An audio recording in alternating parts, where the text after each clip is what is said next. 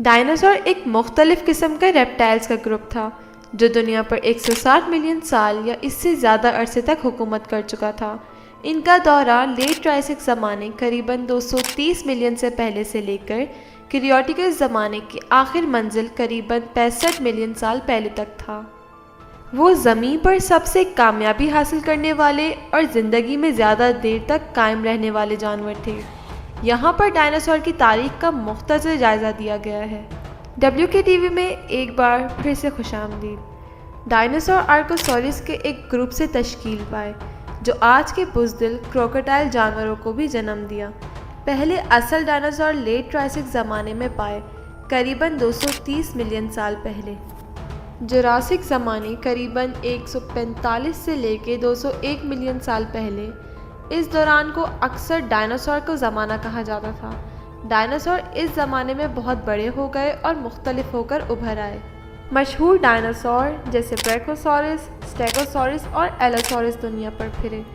Birds بھی اسی دوران چھوٹے تھیراپوڈ ڈائناسور سے تشکیل پائے۔ کریٹیکوس زمانے قریباً 65 سے لے کے 145 ملین سال پہلے۔ ڈائناسور مختلفات اور بڑھ گئے اور لیٹ کریٹیکوس میں زمین پر سب سے بڑے جانور جیسے کہ لمبی گردن والے سیروپوڈز جیسے آرجنٹینوسورس اور خطرناک تھیراپوڈز جیسے ٹائرانوسورس ریکس ابھر گئے۔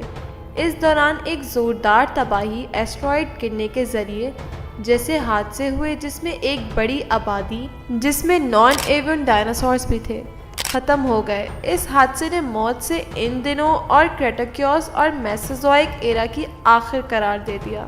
تقریباً 65 ملین سال پہلے ایک شدید تباہی حادثہ ظاہراً ایک ایسٹرائڈ گرنے کے نتیجے نے بہت سی نسلیں موت کروا دی جن میں نان ایوین ڈائناسورس بھی شامل تھے۔ جبکہ نان ایوین ڈائناسورس موت گئے تو ان کی اولاد ایک جانور بچے اور آج کے پرندے بن گئے۔ پرندوں کو زندہ ڈائناسورس بھی کہا جاتا ہے۔ سائنس کی تحقیقات میں ڈائناسورس کی تحقیقات جسے پیلیونٹولوجی کہتے ہیں، اس نے زمین کی تاریخ، ایوولوشن اور حیات کے متعلق بہت سے مقاصد پر روشنی ڈالی ہے۔ اس دوران ملتی جلتی اثرات جیسے کہ ہڈیاں، پیروں اور انڈوں نے ان قدیم جانوروں کی زندگی کے بارے میں بہت کچھ بتایا۔ ڈائناسور کی تاریخ ایک مشکل اور دلچسپ مواد ہے جو جاری ہے اور ان عجیب جانوروں کو اور ان کی اصل تاریخ میں روشنی ڈالنے والے نئے تحقیقات دیتی ہے۔